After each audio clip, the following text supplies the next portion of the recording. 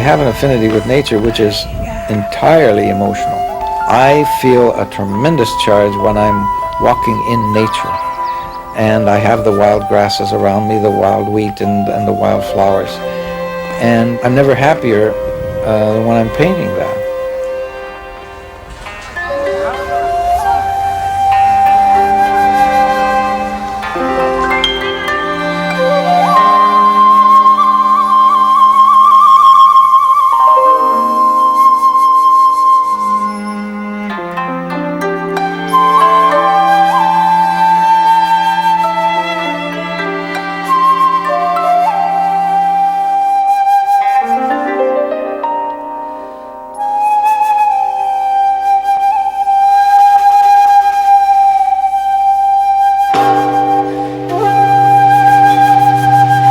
Commemorate the 100th anniversary of the first Japanese pioneer in Canada, a gift of sound, of gratitude and thankfulness.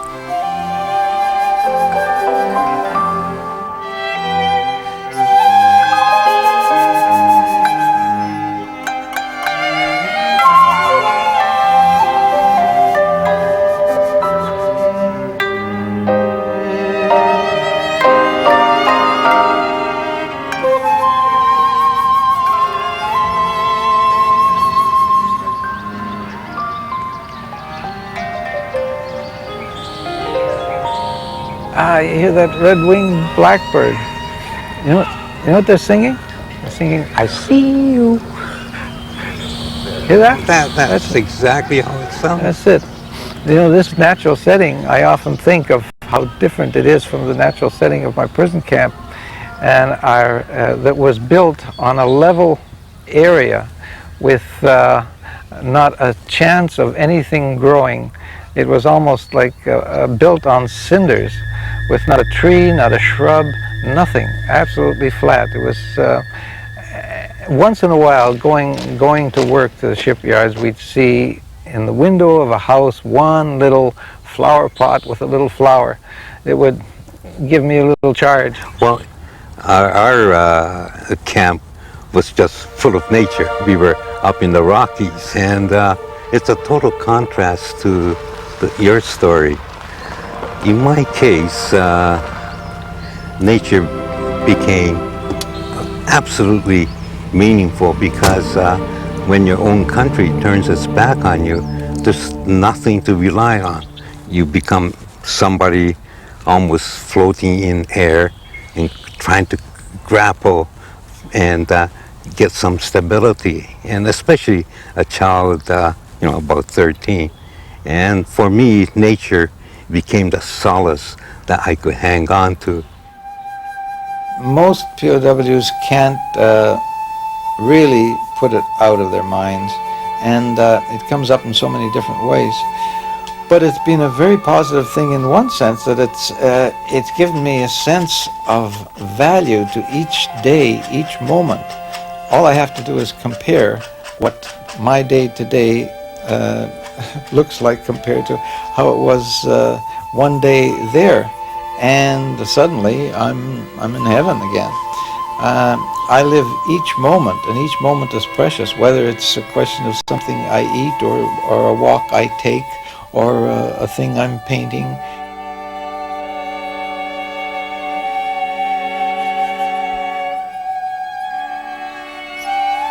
The sound of the surf, the sound of the wind in the trees, the breathing of gods.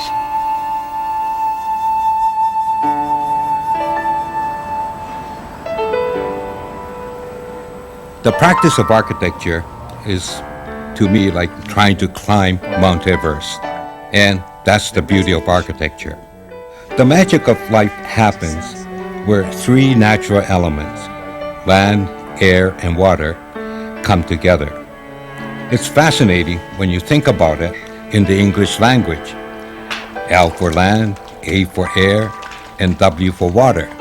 That spells law.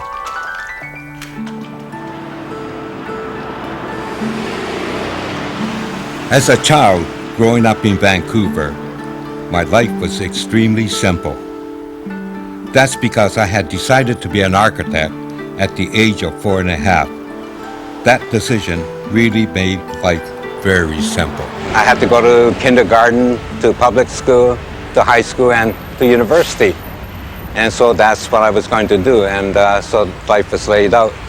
And you may be asking why I decided to be an architect when I was 4.5. Well, it happened because I had a terrible burn, and I nearly lost my life, and I was in bed for 8 months.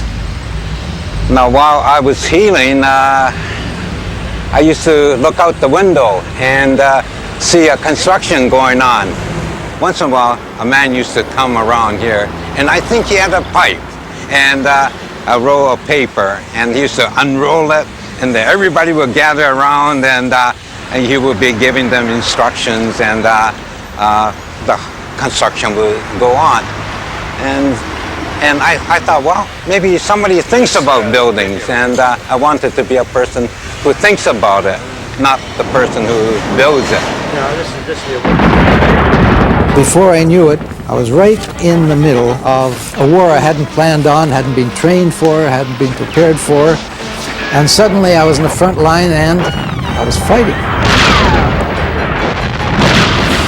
Everyone but me seemed to be able to crouch behind adequate rock cover as I settled in disgust behind a threadbare bush, aiming my rifle. A figure was dead center in my sights, silhouetted against the sky as I pulled the trigger. He dropped. A thought vaguely registered that I had just killed a man. I thought of the books I'd read of the young soldier's emotions at the first kill. And what did I feel? Nothing. I was sleepwalking through an ugly fantasy, a phantom in a surrealist dance. There seemed no rhyme or reason to the anarchic battle going on around us. And here I believed was where I was going to die.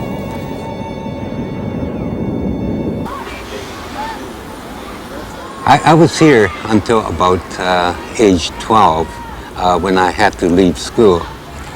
And at that time, it was a very insecure period, especially for somebody at that age. I was told that I was not to go out in the evening because I could be shot.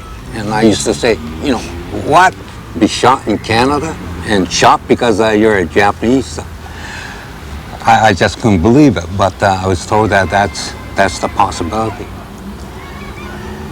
And that's when the war started, and my father was given 2 days' notice to go to a camp.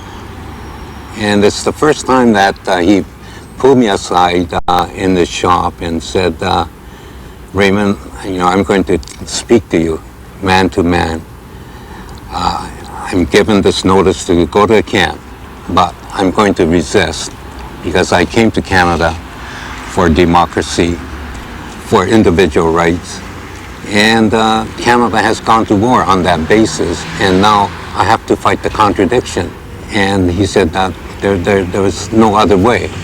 And when he was taken away 2 days later by the Mounties, I was very proud of my father. And of course, I had to leave the school and look after my 2 sisters, my pregnant mother, and I tried to run the store. And it really was savage. We had no choice but to go to the Pacific National Exhibition holding area with Mother. She had a miscarriage, and I wondered what miscarriage was all about. How did Mother lose my potential brother in her womb? I wondered how I was going to keep her happy, and my 2 younger sisters. I could not help wondering why Canada was incarcerating us. We received our straw mattresses, and we were led to our place, which was a horse stall with 2 double bunks, 1 on each side. We tossed the straw mattress onto the beds, and we sat down, 2 of us on each side, looking at each other and feeling pretty low. Then we looked at the corner of the horse stall, and we saw these thousands of bugs crawling up and down the corner. And we looked at each other and we just cried. North Point concentration camp, Hong Kong. I think it was formerly a stable for horses. We slept on vermin-ridden bunks and subsisted on moldy rice, working long, hard hours in the searing heat. Before the work parties began, I was able to get in some painting. I used canvas liberated from a tent flap by night, stolen crankcase oil for coloring, fingers, and bristles from a shoe brush wired to a stick. These were images from around camp, recolored later in Japan. One fine day, a new interpreter came to camp. We were delighted because he was a man that spoke perfect English. He was brought up in Kamloops. He was Japanese-Canadian. And we thought this was a wonderful new development, and we would have much more understanding and rapport. But what we got instead was a great lesson in race relations. This man, Kamloops, somehow or somewhere had learned to hate everything white and Canadian. And his punishments were awesome and murderous. He was monstrous. But watching him in action, I got to wondering, whatever happened to him? How did he get this way? I mean, here's a man who was brought up amongst us in our country. I mean, what did they do to him? As I started conjuring up visions of him back home as a child, and I conjured up visions of him being beaten, jeered at, isolated from the people around him, building up this anger, this hate. And my conjectures were right. He told us sometimes, from time to time, how he'd been treated as a child. He said when he was 10, he gave us an example. They invited all the kids in his class to a party, but not him. He said they called me a dirty, yellow little Jap bastard, and they wouldn't have anything to do with me. That's what they thought of me. And we called him the Kamloops Kid, and that's the name that stuck with him till the time of his death. When he was finally, after the war, he was executed for his war crimes. He had caused the death of so many people. Living in a tent in the wintertime was kind of miserable. And we were very happy when we were able to move into half a unit, which was 13 feet by 13 feet in Bay Farm. And in many ways, I guess for me, my adventure started from the moment we started to settle in Bay Farm. We had 2 communal bathhouses. And I guess I was in a very kind of unfortunate situation in that I was still healing from this bad burn, and I had scars on my back and so on.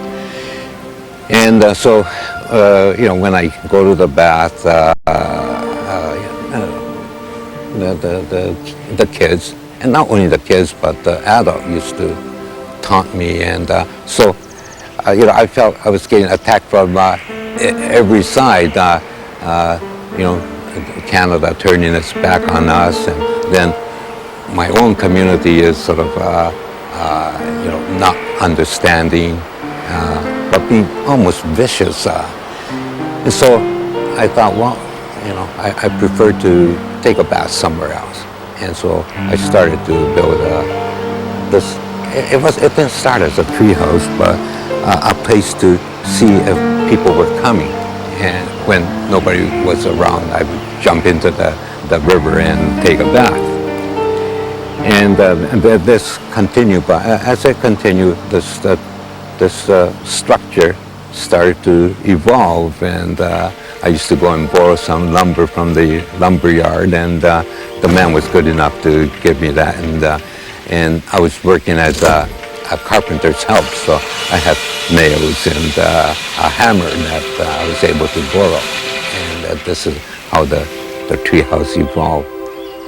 And the treehouse was absolutely wonderful because it gave me a chance to get away and just think, to watch nature. And I guess in a funny way, maybe I was trying to think my way through this situation. I was saying to myself, I have to try my best not to let it happen to other people. And it was a strong emotional sort of promise I made to myself, because part of it was the idea that it's just this insensitivity, the insensitivity of man to man, but in many cases it's insensitivity of an institution to people. And not by malice, but just insensitivity. And I thought, well, because I had decided to be an architect, I thought, well, maybe as an architect, I could do something about this. We were brought from Hong Kong to Japan to work in the shipyards at Kawasaki. I was Samjaku Nijugo, number 325. I stared at the dreary, rainy shore and was overwhelmed by a sensation of total defeat, of being stranded on an unknown planet. Nothing was familiar. Despair filtered into my bones like the descending rain. Never had I been so hopelessly distant, so cut off from life as I'd known it. Hong Kong had been British, with the conquerors as intruders. Here the transformation was total. Our entire identity was to be removed. We were now chattel slaves brought to an alien land with its alien culture, its alien language. There seemed no exit this side of the grave. The winter was bitterly cold. Arriving in winter from tropical Hong Kong, many Canadians succumbed to pneumonia. In a camp north of here, 80 men died in the first 3 months. At night, in our camp, it was a common sight to see hunched prisoners, their feet burning from berry, breaking the ice on the fire buckets, to shove their feet in as they shivered under a thin blanket. A more desolate portrait of misery would be hard to find. In 1944, the government realized that my father was harmless, so they let him out of the POW camp. It was a great news, and we started to prepare ourselves to move out of the camp. And we were given a whole train, really a rickety old wooden sort of train that had a pot stove. And as we moved through various towns, I guess we were spectacles. Here's one of the first Japanese Canadian family moving out east, and what the hell do they look like? And are they yellow and slant eye and buck teeth and all that?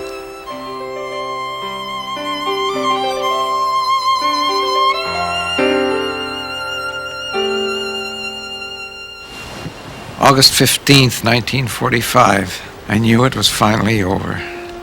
Suddenly in camp there was no work. Parading for the camera. Freedom. After all this, it was almost too much. I tried to sort it all out in my diary. What would it be like back in our world? With freedom came strange emotions. Desire, rage, a wanting. But wanting what? Revenge? Women? Love? It was all a jumble. We were walking scarecrows, but we were now the victors. Smitty had led us to somewhere we could find women. Not a brothel, but some institution. I remember searching the rooms, and suddenly, there she was. Long, flowing black hair cascading down over a blue kimono. I had only to encircle her, and she was mine. You have the power, the right?" my voices screamed, but I faltered. She read the uncertainty and floated around me, and she seemed to vanish through the door like a ghost. I stood paralyzed, furious. "You miserable ninny," my voices said. "You'll never get a chance like that again. You were doomed to virginity for life."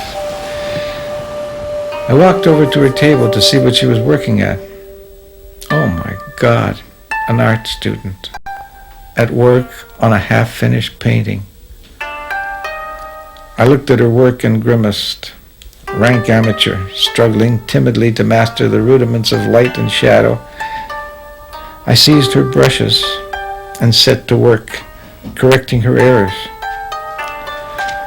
Soon I was happily lost in a world of vibrant color, light and shadow. Pleasant melodies of line and rhythm tinkled in my head as I worked.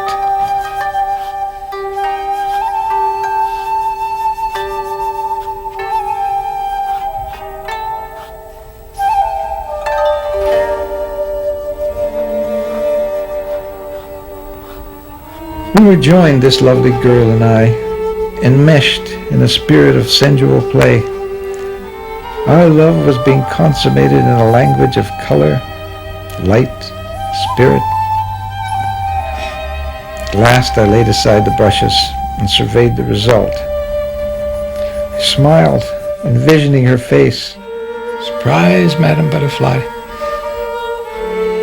Please accept this little love sonnet from over the ocean." We did make it after all, didn't we?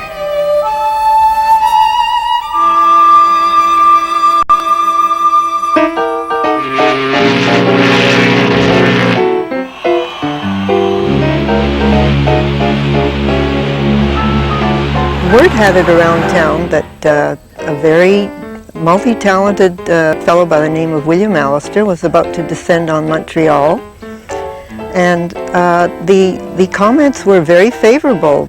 Most of the females of my age at that time during the war were used to not having male energy around at that age. It seemed that destiny had it that we were to meet, because we were fixed up on a blind date shortly afterwards.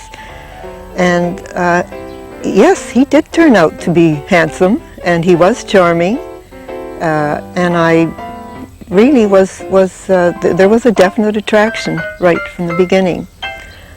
At the same time, with all this charm and humor, he was on his best behavior, of course, there was a sadness and a melancholy about the eyes that I found very moving, and in a very funny way affected me. I felt like I wanted to protect this man because I had read all about what they had gone through, and he seemed so sensitive and so vulnerable.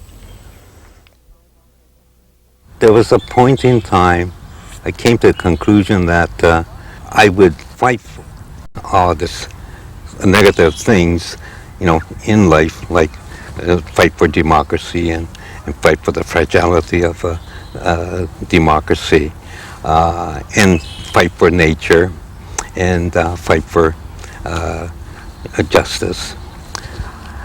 But in order to do that, I found myself finding needing to get rid of some of the bitterness I felt. In my search, first I focused on the object of my anger, and then I went into the whole background of the object. In this case, it was the Japanese military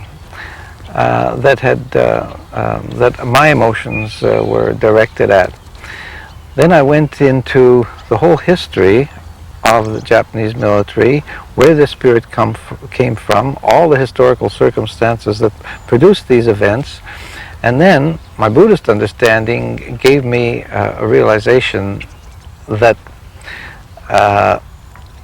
whatever, even if one single individual did me dirt, that single individual in one way could be me if I were born when he was born under those circumstances, subjected to the same moral precepts and value systems.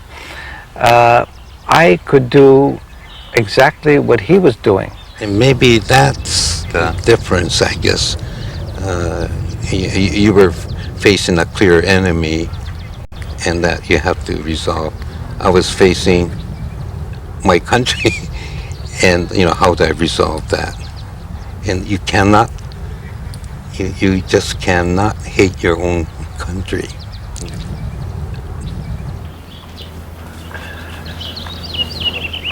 In prison camp, as a result of long walks and thinking about my situation, I realized that the enemy in prison camp were not soldiers with a gun or machine guns. The enemy was boredom and hunger.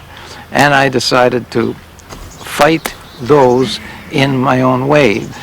But when I got out of prison camp and I got into this lovely situation, I realized that if I was going to survive, I had better concentrate on health.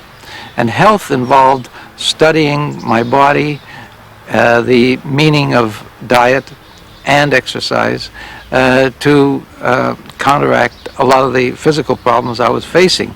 If I was going to survive ordinary life, the war still was going on, only the enemy had a new face. And the face was health, staying alive. And that's why, although this seems strange, it makes a lot of sense in the overall picture. He's very disciplined about his diet, because I think he has the sense that if he doesn't, that his health could deteriorate. And he's really remarkable, the way he really sticks to it, and manages to still lead a productive life, and still be cheerful and curious and do the things that he wants to do, and paint. I think he's been more creative now than he has been in all the years that I know him.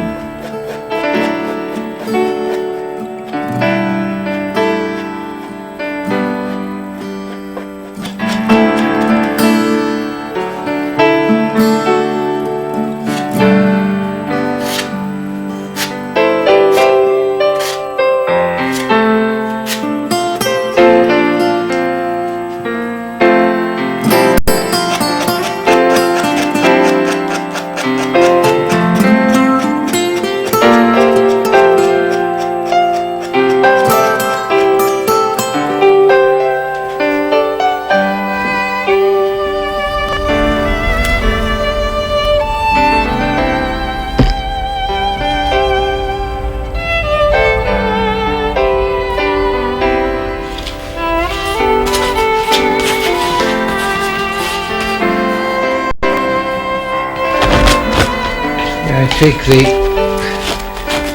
temporary growing greenery and turn it into an eternal object and images, and I give it immortality so it'll last longer than we will.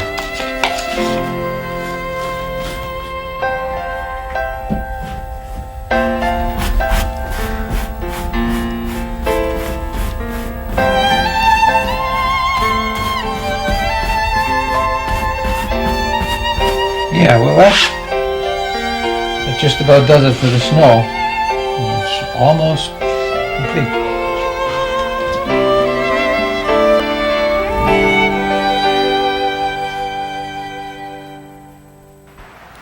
At the office, we use a phrase, 2 L's. The first L stands for listen very hard, so that you could, lead to the second L, and that is to take leadership in design. And so I guess even that idea of listening hard comes from the days of the camp, because as a young person I used to think, well, if the government had listened a little more carefully, and have been a little more understanding, a little more compassionate, a lot of the things that happened to the Japanese Canadians would not have happened. When I was going through university, I was a real bastard. I was really interested in design, and I think to a point where I used to tell the professors that there was nobody, capable of teaching me, because I was better in design than most of them. In fact, at one point I said all of them put together. I don't say that kind of thing anymore.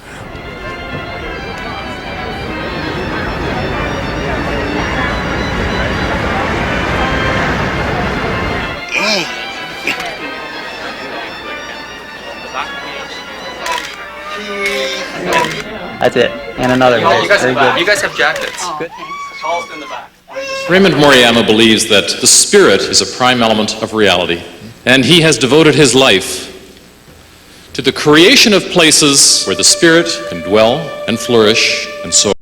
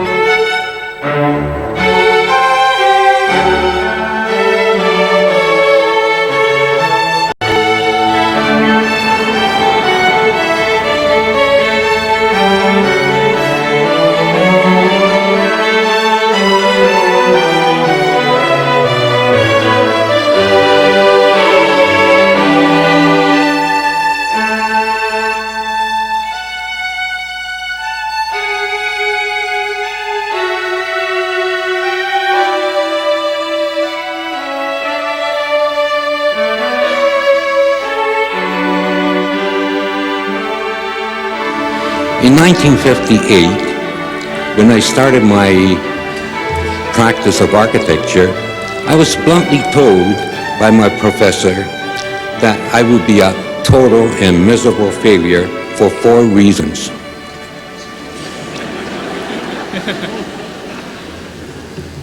One, because I did not have enough capital.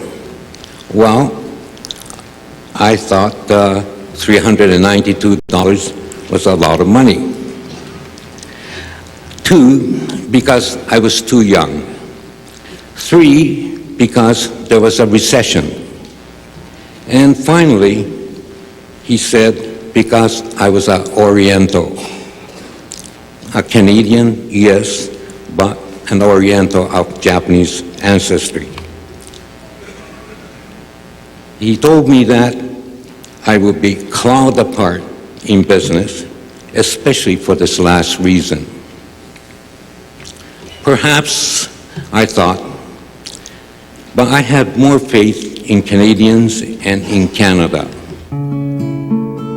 I had various careers. First came acting in Hollywood, and after the publication of my first book, the whole family moved to this art colony in Mexico where I could start on my next novel. And this was the happiest year of my life. And here I started to paint seriously. I set myself up and started to experiment, searching, and every weekend I did another painting. And by the end of a year, I had accumulated quite a few. And there was an exhibition that was open to everybody at the local main gallery. And I entered about 10 of them, and they all sold very quickly. And the public really responded in a way that was beyond my fondest dreams. And I realized that there may be something, I've got something here, I don't have to go back to advertising.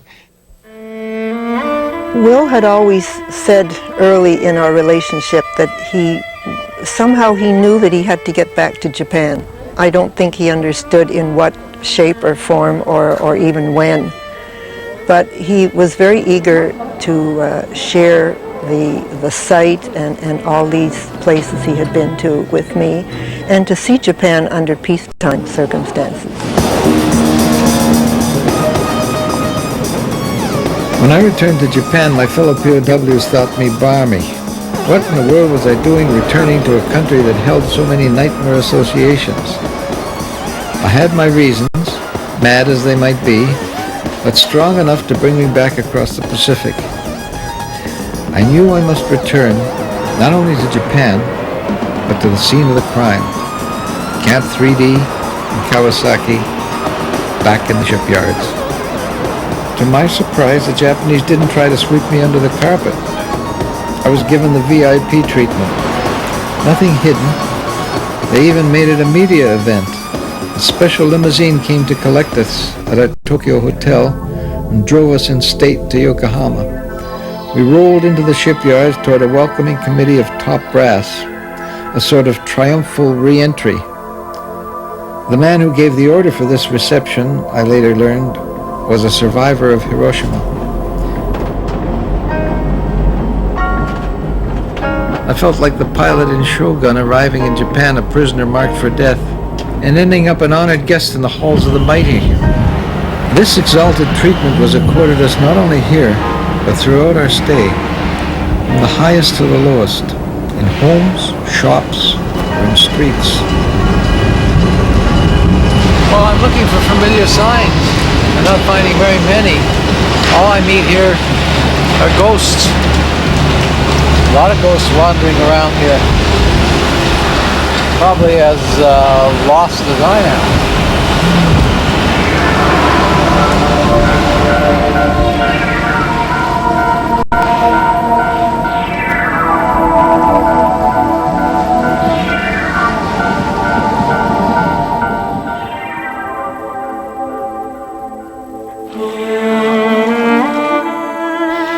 Visiting a temple one day, I saw an ancient ceremony, the dressing of a high-end princess in 12-layered robes.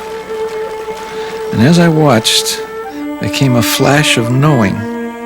I saw my bitterness, my hostility, my wounds, like her body, being gently covered in layer upon layer of exquisitely colored and embroidered robes, transforming me into a new being. I felt a new, broader vision take over. I would paint as I'd never painted before. Paint a path to peace. Visions of giant canvases marrying east and west unfolded before me. These tiny flute notes of reconciliation might stir a calming breeze somewhere among the discordant winds of our planet. It was worth a try to offer this quiet plea of greater understanding and a spirit of forgiving. To really understand was to forgive.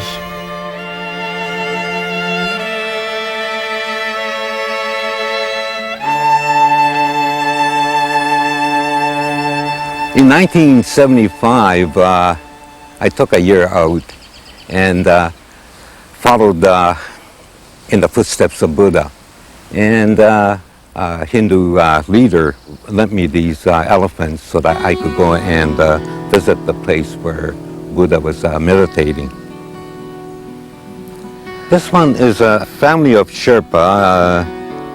They took me in, and it was amazing because, I asked myself, if I knocked on that strange door in Toronto, would they take me in? And the answer is no. The Bodhi tree. This is a Bodhi tree where Buddha was enlightened. And I could have reached up and took a leaf off the tree, but I just couldn't. I just sat there cross-legged and waited. It must have been 2 to 3 hours for a leaf to come down naturally.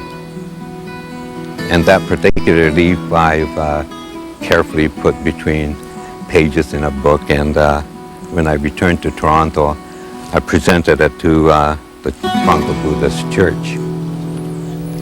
This is called returning as a bird, and this peacock is a sort of a reincarnation of many things, according to the viewer. That could be the reincarnation of the rich shogun that built the golden pavilion, or it could be me, the returning warrior. The peacock is the symbol of the enlightened warrior, and that's what I thought I was when I came back in 1983 to Japan.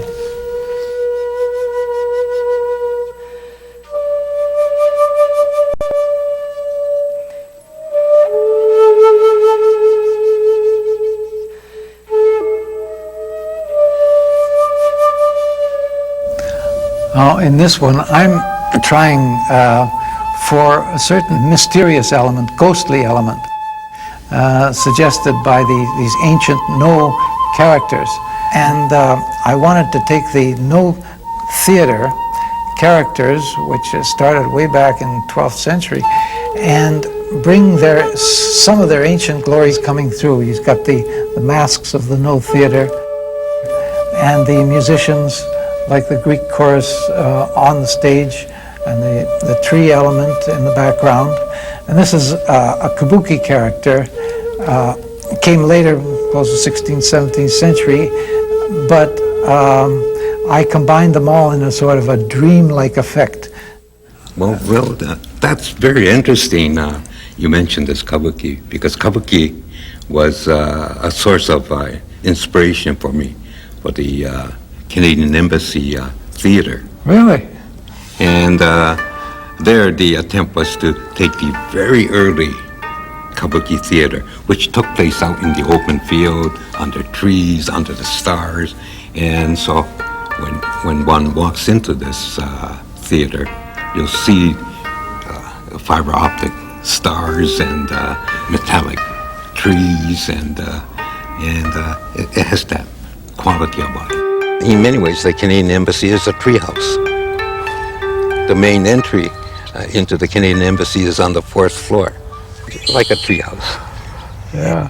The treehouse is where wonderful things happen. Wonderful human interaction happens. Wonderful thoughts, wonderful dreams, and determination could happen.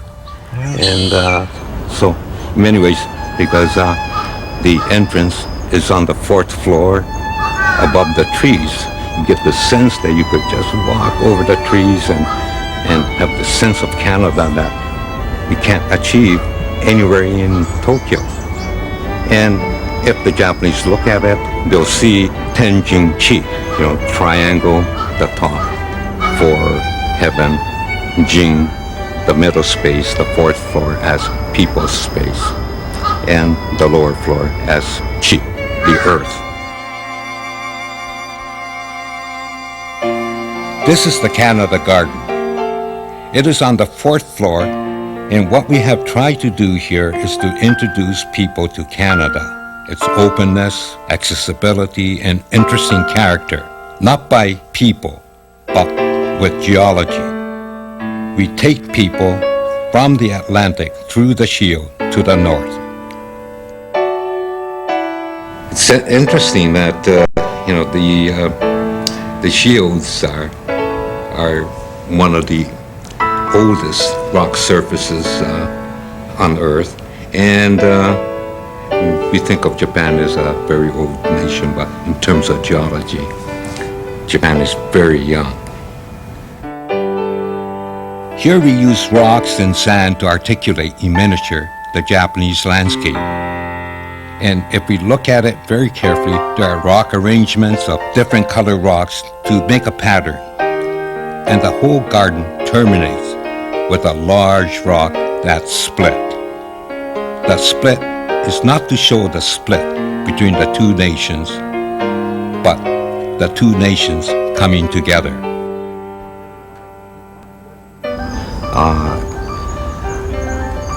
Will's journey, the journey together, I think has opened my eyes to how another person sees the world quite differently from me. but at the same time, there's a kind of a intertwining sort of heart, and with different reasoning, and I found that a wonderful sort of coming together of two individuals.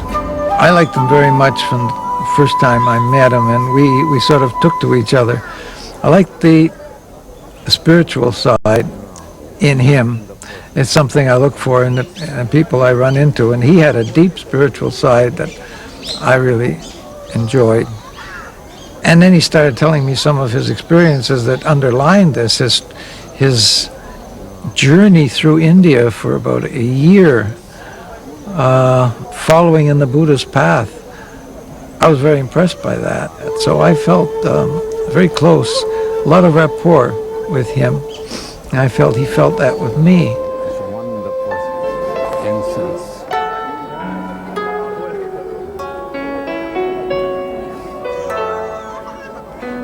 Japanese painting is nothing like the kind of things I do. I use Japanese themes, and I use what you might call Western forms, combine them in a marriage and an amalgam that might sort of help bridge these two cultures. And anything that bridges cultures, anything that brings cultures together, is a step in a positive direction. Because the world is just, pushing in the exact opposite direction. So this is little tiny bit of resistance that I can offer.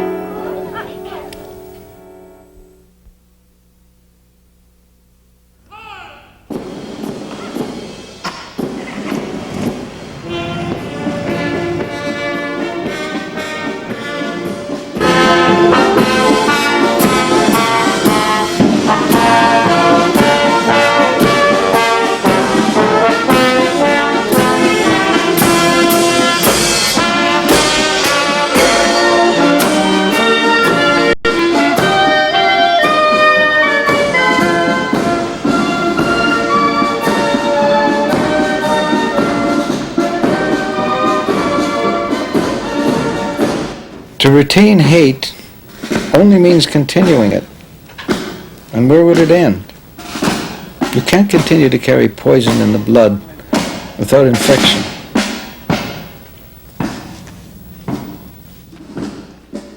To really understand was to forgive.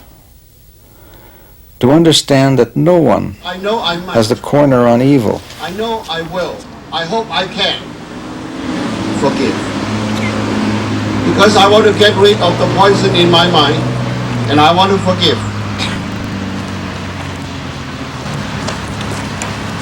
May God bless each and every one of you. May God bless Canada. Open the floodgates of war anywhere, and hellish monsters roam the earth.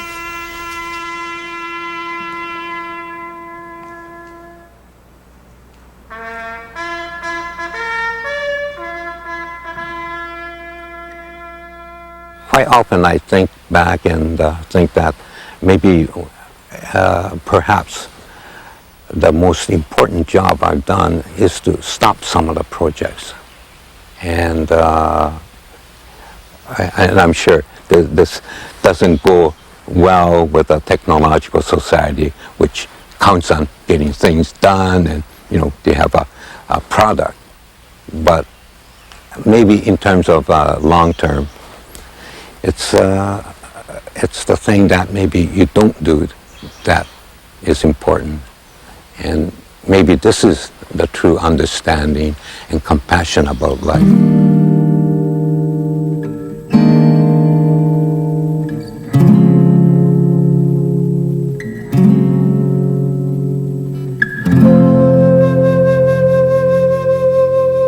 Great broken tree stump, destroyed, left to rot.